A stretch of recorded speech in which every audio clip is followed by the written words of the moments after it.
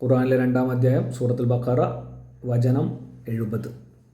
അവർ പറഞ്ഞു, അത് ഏത് തരമാണെന്ന് ഞങ്ങൾക്ക് വ്യക്തമാക്കി തരാൻ നിന്റെ രക്ഷിതാവിനോട് ഞങ്ങൾക്ക് വേണ്ടി പ്രാർത്ഥിക്കുക. തീർച്ചയായും പശുക്കൾ പരസ്പരം സാദൃശ്യമുള്ളതായി ഞങ്ങൾക്ക് തോന്നുന്നു. അള്ളാഹു ഉദ്ദേശിച്ചാൽ അവൻ്റെ മാർഗനിർദ്ദേശപ്രകാരം തീർച്ചയായും ഞങ്ങൾ പ്രവർത്തിക്കാം. അപ്പോൾ മൂസ പറഞ്ഞു, നിലം ഉഴുതുവാനോ വിള നനക്കുവാനോ ഉപയോഗപ്പെടുത്തുന്നതല്ലാത്ത പാടുകളൊന്നുമില്ലാത്ത അവികലമായ ഒരു പശുവായിരിക്കണം അതെന്നാണ് അള്ളാഹു പറയുന്നത്.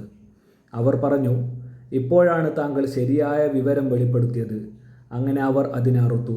അവർക്കത് നിറവേറ്റുക എളുപ്പമായിരുന്നില്ല. അപ്പോൾ മൂസ പറഞ്ഞു, നിലമുഴുതുവാനോ വിള നനക്കുവാനോ ഉപയോഗപ്പെടുത്തുന്നതല്ലാത്ത പാടുകളൊന്നുമില്ലാത്ത അവികലമായ ഒരു പശുവായിരിക്കണം അതെന്നാണ് അള്ളാഹു പറയുന്നത്.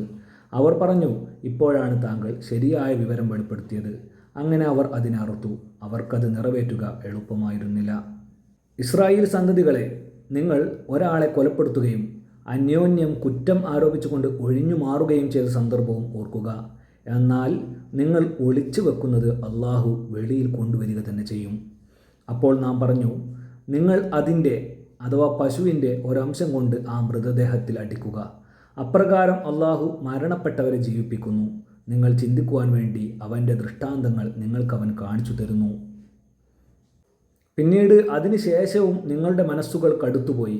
അവ പാറ പോലെയോ അതിനേക്കാൾ കടുത്തതോ ആയി ഭവിച്ചു. പാറകളിൽ ചിലതിൽ നിന്ന് നദികൾ പൊട്ടിയൊഴുകാറുണ്ട്.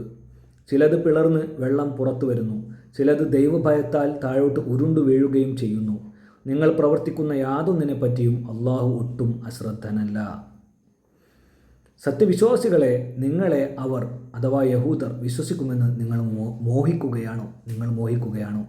അവരിൽ ഒരു വിഭാഗം അള്ളാഹുവിൻ്റെ വചനങ്ങൾ കേൾക്കുകയും അത് ശരിക്കും മനസ്സിലാക്കിയതിന് ശേഷം ബോധപൂർവം തന്നെ അതിൽ കൃത്രിമം കാണിച്ചു കൊണ്ടിരിക്കുകയുമാണല്ലോ. വിശ്വസിച്ചവരെ കണ്ടുമുട്ടുമ്പോൾ അവർ പറയും, ഞങ്ങൾ വിശ്വസിച്ചിരിക്കുന്നു എന്ന്. അവർ തമ്മിൽ തനിച്ചു കണ്ടുമുട്ടുമ്പോൾ പരസ്പരം കുറ്റപ്പെടുത്തിക്കൊണ്ട് അവർ പറയും, അള്ളാഹു നിങ്ങൾക്ക് വെളിപ്പെടുത്തി തന്ന കാര്യങ്ങൾ ഇവർക്ക് നിങ്ങൾ പറഞ്ഞു കൊടുക്കുകയാണോ? നിങ്ങളുടെ രക്ഷിതാവിൻ്റെ സന്നിധിയിൽ അവർ നിങ്ങൾക്കെതിരിൽ അത് വെച്ച് ന്യായവാദം നടത്താൻ വേണ്ടി നിങ്ങൾ എന്താണ് ചിന്തിക്കാത്തത്?